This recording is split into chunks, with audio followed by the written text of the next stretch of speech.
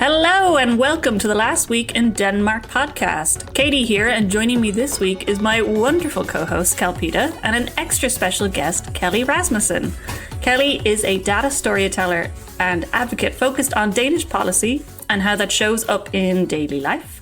Kelly works on data and foreign policy at Fair and Fornuftig, so sorry for my pronunciation, and writes monthly articles for The International.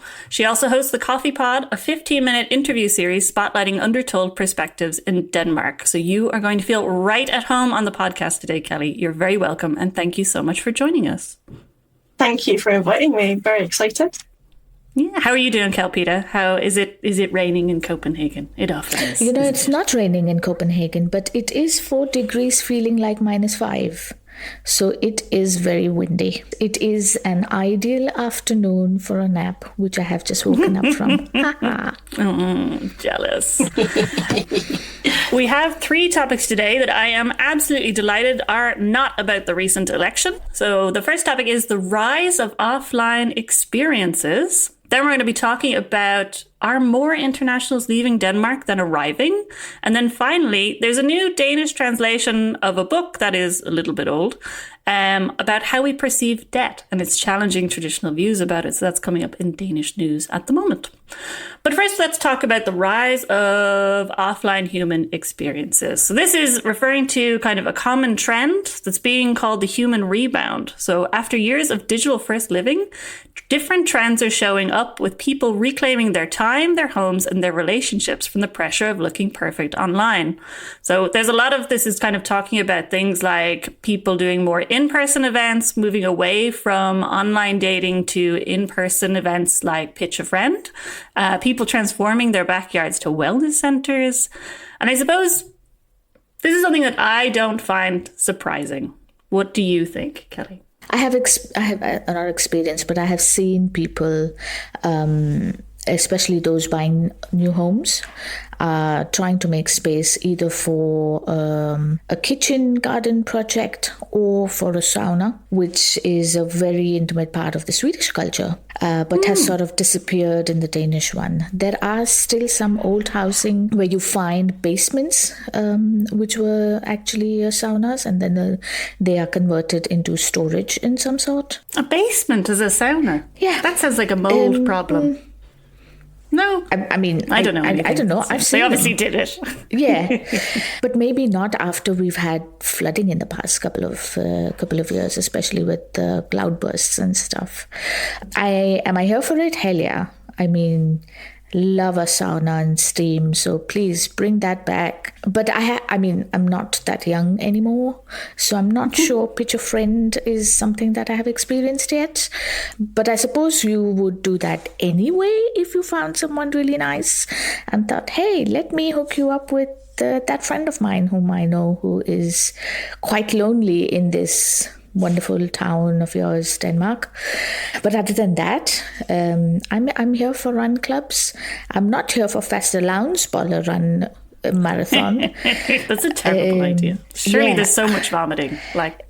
Yeah, I mean, it's beyond my imagination. Will you find me running in a run club? No, you will not find me running in public. I go to gym for that. But then, hey, if running is your thing, then you should most certainly join a run club. It's a great way to network. It's a great way to find new friends as well, especially if you're a student or you've just started working in Denmark. That's if you're lucky enough. Or you're just looking to get out and do something. I think run clubs are great. But also I would encourage all kinds of sports clubs and just any interest clubs as well. So this is a big welcome in my world. What about you, Kelly? What do you think? So I think this trend has passed me by because I'm not on TikTok or I don't use Instagram like that. So I haven't heard about going offline to experience my life, and also I think my age, I'm officially an elder millennial because I have fancied Noah Wiley twice in my life as a doctor. Don't blame you. Don't blame you at all. I'm just too old, I think. But yeah, I think getting offline is generally a good idea. I'm glad that the kids today are figuring that out.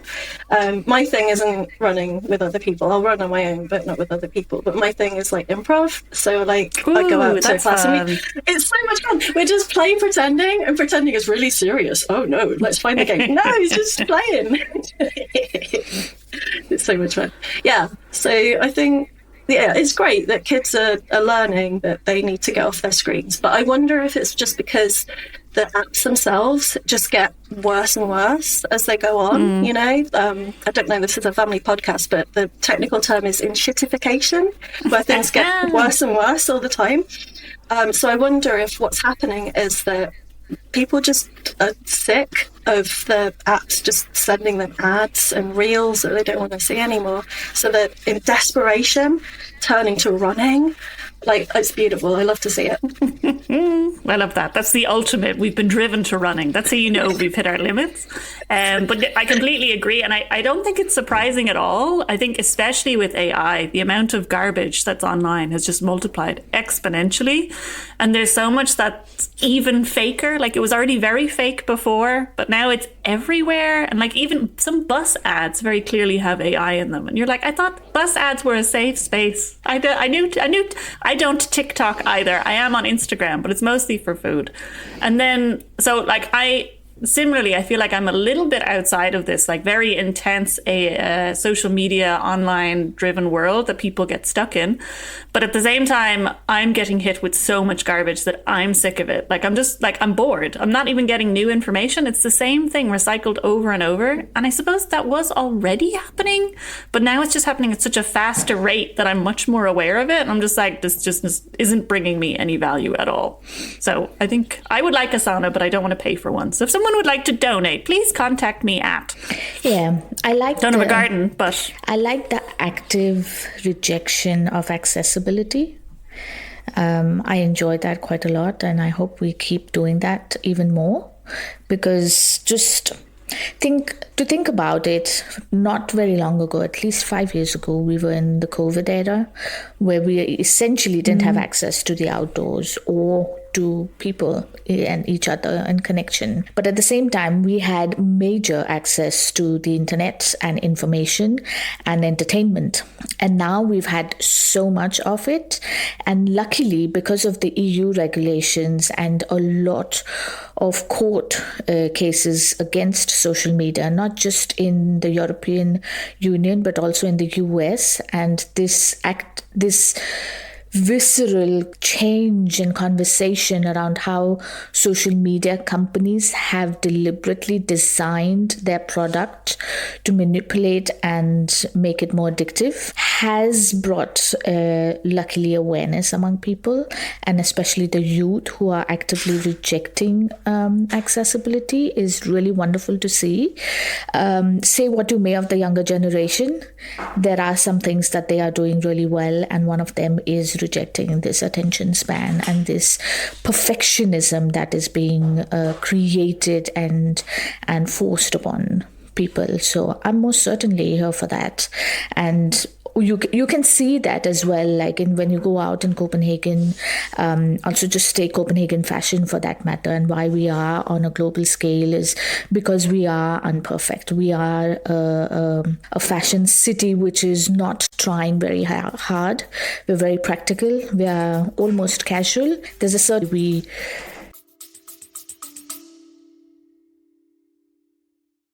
Did you know that the Last Week in Denmark newsletter is available in 8 languages? Hey there, this is Fionn from the Last Week in Denmark podcast, and every week you guys are tuning in to hear me and my fellow co-hosts talk about the top news of the week in English. But let's be real, we're all internationals, so not only are you speaking English every day, you're probably also speaking a bit of Danish, but you've probably also got your own native language as well, like the multilingual master you are. So why not treat yourself to the luxury of being able to read Danish news each week in your own native language? So head on over to lastweekdk.substack.com, that's lastweekdk.substack.com, and sign up for our newsletter delivered to you every single Sunday. in the way we perform our fashion choices and related. Not so much about commercializing Festa Lounge Bala with the Run Club, though. I'm not on that extreme of the spectrum, but yeah. That's so true. I forget that about Denmark because it feels so normal. And then when I go home to Ireland, I'm like, oh, people are wearing shoes that aren't comfortable. I forgot that was an option. Or I have such a crystal clear image in my mind of when I first moved here. I went to Copenhagen first and I was there for 2 months. And I remember seeing this woman, and I was working in a startup at the time. So I was like, I'm going to be high-flying corporate business lady, of course. And I saw this woman who was wearing a blazer and sweatpants, and she looked so cool. And I was like, I will never be cool enough to pull off this look. I will look like a homeless person who fell into a blazer while I was out and about. And then I was like, oh, maybe this is too cool for me. And then I moved to Cohosts, which is nicer. So there we go. That's it. But I suppose as well, I think what's really nice about this is and seeing this trend amongst older people or adults, let's say, is that there's so much going on in terms of limiting phones in schools and trying to get kids and younger people in general away from screens. Because now, as you say, we have the evidence. We know how harmful it can be. So it's nice this is rippling through to adults as well. So kids are going to see an example that, okay, people are coming off their phones. And there's been significant increases across the board in these more in-person events and less digital, in the sense that, 40% of people in Denmark report feeling less stressed when they invite friends over without worrying about tidying up. In my personal upbringing, I did not know that was an option. Of course you have to tidy up. And people are like, well, I can't let them see my laundry. This is terrible. So now I'm like, okay, everybody can come over now. The Pitch a Friend events have seen a 50% increase in participation in Denmark over the last year. The sale of backyard wellness products like the saunas and the hot tubs we were talking about have increased by 25% in Denmark in 2023. Did not know this was so normal. We do not have this in Ireland at all. We would break it or it would be poorly built. And then participation in the running events has increased by over 30% in Denmark in the past 2 years. So this is hugely evolving over time, which is just really, really nice to see. I can only see it as a positive for people, but also for us as a world to get off our tiny phones. There was also conversation about how knitting and knitting clubs have grown, which is very cute, I think. I would love to learn how to knit, and maybe 2026 is the year I maybe do something with wool and learn how to knit. I don't know. Check in with me before Christmas. But yeah, I have also actually this year decided to be investing my time in slow living. So basically being conscious of not picking my phone. And I must admit it hasn't been as successful as I thought it would be, for obvious reasons. But Katie, I agree with you that all the information out there is repetitive and it becomes really, really boring and it's not stimulating at all. Do I find myself in a run club? Probably not. But there was this TV show called Kender du Typen, which is Do You Know the Type, which is basically a personality profile of people who are a bit extreme or are very peculiar about certain things. And there was this manuscript writer and director called Anna. Either way, she was invited on the show to be interviewed and to, I think it was to interior decorate her home. And the hosts were a bit surprised to see that she had not actually cleaned up. Of course, she vacuumed the floor and, she cleaned out the stains and stuff like that, like any normal person would do. But she didn't pick the kids' toys up from the sofa, or she didn't sort of put the bed together or whatever. And in her opinion, she is trying to reject the perfectionism of the fashion or the design world because she thinks it's giving impractical and unreal image of what life actually is. Am I here for that? Hell yeah. Do I care if someone's not cleaned up? I don't. If I'm invited at someone's place and they've not picked up a paper from the floor, I'm not going to judge them. Or, if they've not done the dishes after making a meal for me, I'm absolutely okay with it. I don't think any of us are that judgmental as people if we were to go to somebody else's house and say, ew, look at that. No, or you step out of the house and then backbite, saying, did you see the kitchen or anything like that? Nobody does that. Everybody understands on a human level that that's absolutely okay and normal, and we're just getting by one day at a time. Everyone's trying their best. Oh, I don't know, Kalpita, because I've had people say, oh, do you know what you could do? You could put all these toys onto Reshopper and then sell them. Like, I have had comments from people, oh, all this clutter, there is stuff you can do about this, Kelly. You can definitely get rid of all this clutter. So I think there are some judgmental people. Oh my God, what did you do? Were you just like, this is my stuff? Please don't sell it? I just went, oh, thanks for the tip. You should invite Kalpita over. She's much more polite. Yeah, you can come round. Thank you. But that's the thing, right? Because everybody, whoever is walking around judging other people, is one saying that they can do it better, and is also basically reflecting what is being told to them, that any home, any fashion choice, any design needs to be clean, needs to be tidy, needs to be in this perfect way. There isn't space for something that's not perfect, but that's also nice. That's also good. Take the art industry for that matter. The art industry is not about perfectionism. It is even now continued to gather attention because it's not perfect. There is something or the other that is not fitting in the art world, which makes it more attractive, which makes it not mainstream.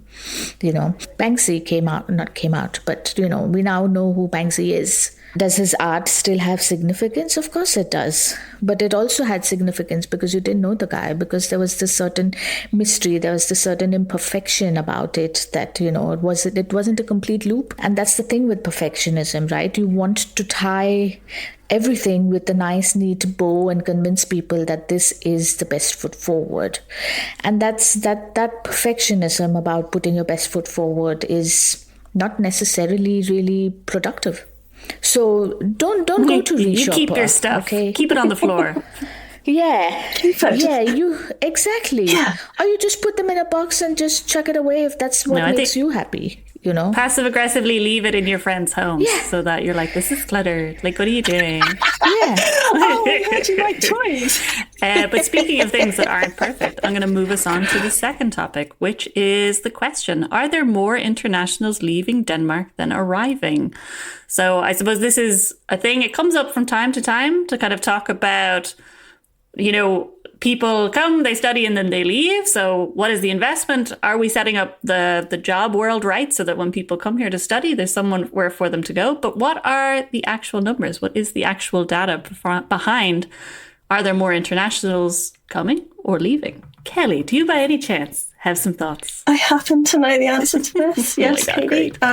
There are more internationals coming than are leaving, and the numbers of internationals arriving is increasing. In 2022, there was a big spike because of the Ukraine war. So that was 58,000 coming, but now it's kind of settled. It's plateaued at about 31,000. And net migration, it's trending. But actually, you can't talk about the trend of net migration because the change is so small from like the average. It's basically just statistical noise. So for every 2 people that arrive, there's about 1.3 that leave. Wow. But there's a bit of a nuance here. EU immigration is down and EU emigration is up. But you're seeing that across Europe. You're seeing that across the EU. That's because of Brexit, and it's because of, global events. What global events? Is something happening? Or I like that we made the same joke in different ways. Yeah, like realities writers have just got run out of ideas and they're just like, oh, let's have more wars.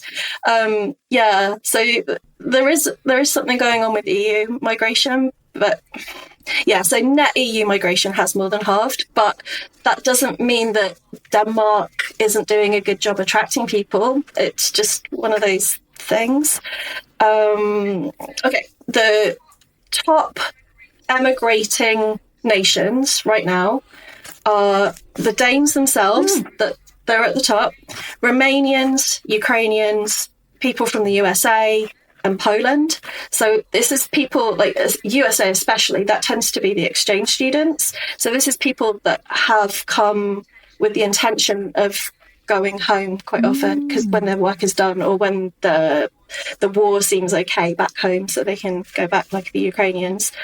In terms of net migration, the top net migration, so the people that are coming in more and more, are Ukraine. So there's a bit of a paradox there.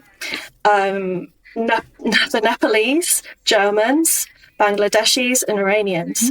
So the top net migration in the last 5-6 years are those nations.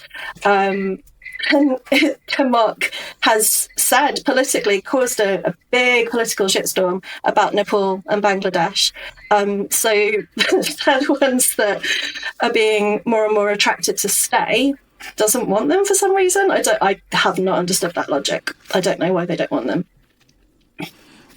Yeah, it's a bit baffling. We did that as well on the podcast. We were like, what is the plan here? Because they were like, we really need you. No, wait, sorry, go away. It was so weird. Yeah. It was so confusing. Yeah. But it is a funny one, isn't it? Because I feel like this is something you kind of come across day to day, in the sense of it feels like people are leaving or people are unhappy in Denmark, like internationals who are then like, oh, I want to leave, but I can't for this, that, or the other reason. So I do wonder why this kind of comes up so often, because it sounds like it's pretty static and across everywhere, the same changes are happening. So it's like, if there's something dramatic happening in Denmark, it's happening in Europe overall. So I wonder why this topic comes up quite often. Because retention is going down. If you want to keep people for 5-10 years in working in your international company, and then they go home before they need medical services, before they need pensions, they come and they work, they do their best years of their career here, and then they go home when they're going to need services. If that's your plan, that's not working, because they stay for 3 years and then their spouse can't get a job and they go home. So that's the problem. But that and retention has been trending down the whole time I've been here. I've been here since 2008. And in 2009, they were saying, what are we going to do about retention? It's terrible. It's like 60%. And now it's 50% over 5 years. So yeah, that's why they're talking about it. It's not net migration they're talking about, it's retention. People back. Is it a good job market that people would stay back for? Affordable housing, maybe? I don't know. I did think this kind of going through like the stats that they were throwing out. And it was like 50% of internationals leave within 5 years. 70% of non-EU workers leave within 10 years or 12 years. But then I'm like, okay, but why? Are you asking them why? Because it's probably because it was impossible to find a job, or there was only they could only find, waitressing jobs or dishwashing jobs, and they are in fact a qualified nurse and they would like to do their job.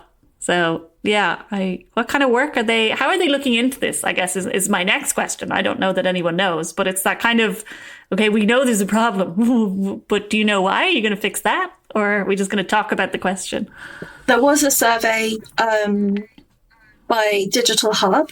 He looked at IT workers, tech workers, and they interviewed dozens of people and asked them, because they'd already left, why did you leave?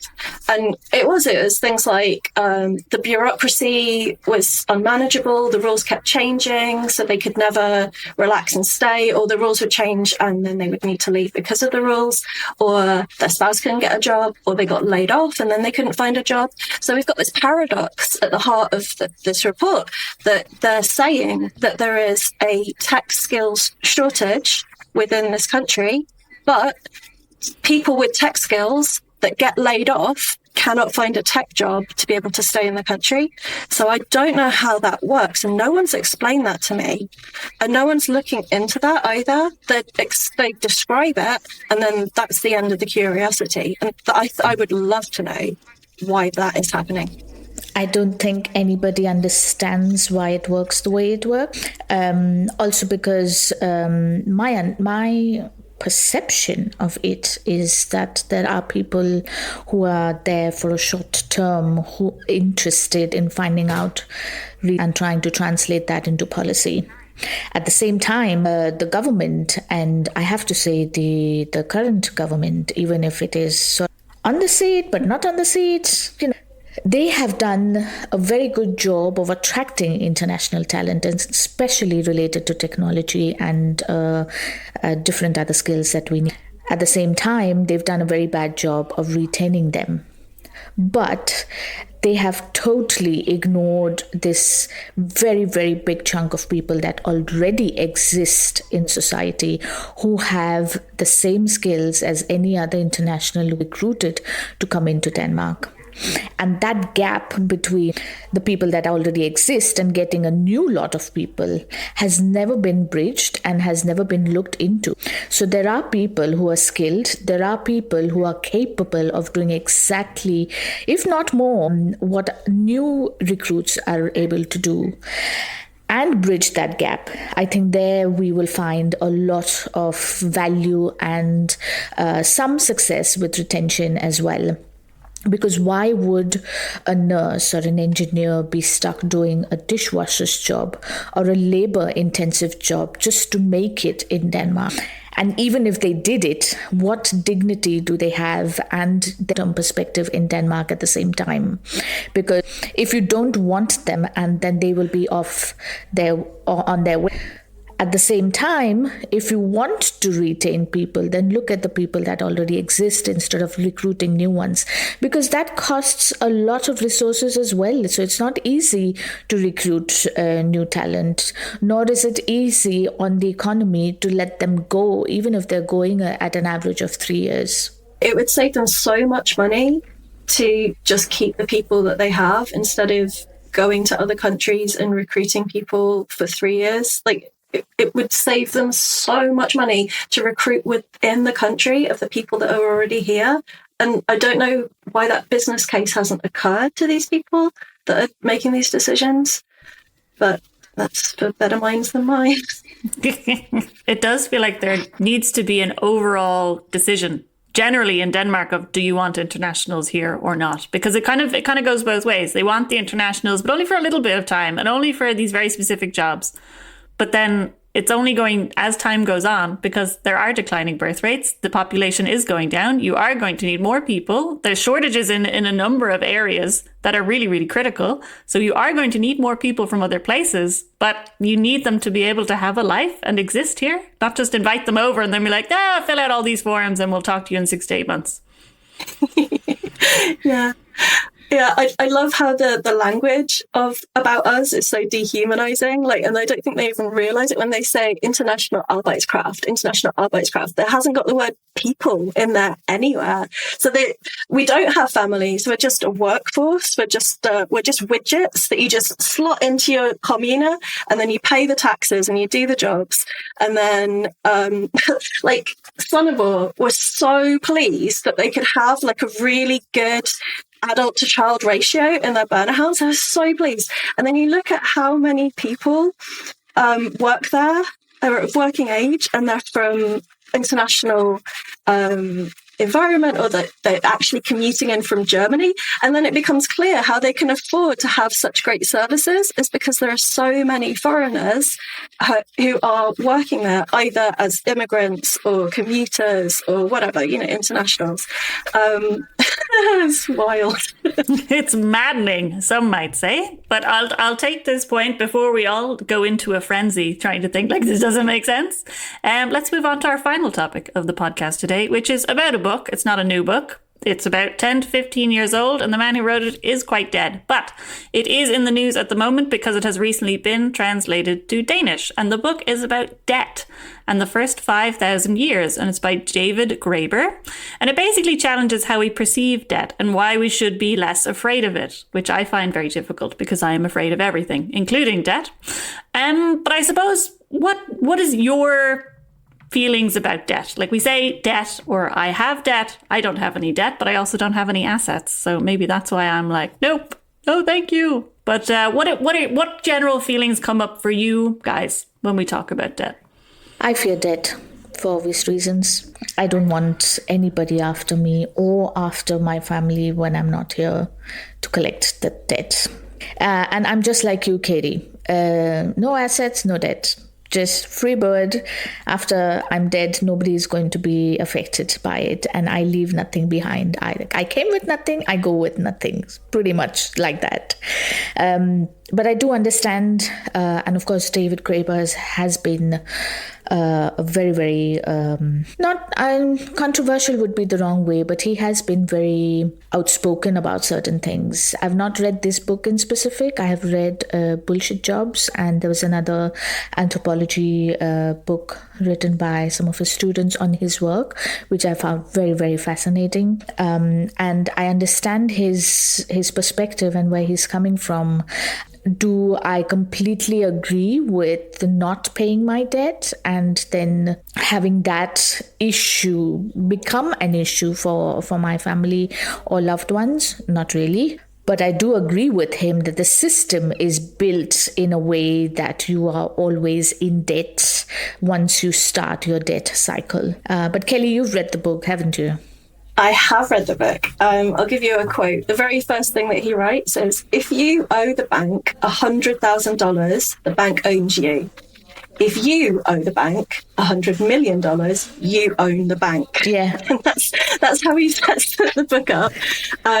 So he's an anthropologist, he's not an economist. And the story of commerce and the story of trade is that when you have a chicken, but you want some shoes, you go and you say, I will exchange this chicken for shoes. And then you get shoes. And then people are like, oh, I don't really want a chicken. I want a sandwich. And so you invent money so that you can do the trade. But he says that that's not the history of money. That's not how money got made. The history of money is that, so there was a civil war. I can't remember which country. It could be Britain. And the army wanted to be able to advance on like new frontiers. And so they would need to have food and shelter when they start to go to the new front line. And so what you would do is you would go to a house and you'd say, you need to feed me and you need to look after me. And then the house might say no. And then what's your army going to do, right? There's only so much food you can put in your backpack. There's only so much water you can put in your backpack. The camping equipment back in those days was terrible. So you really did need people to look after you.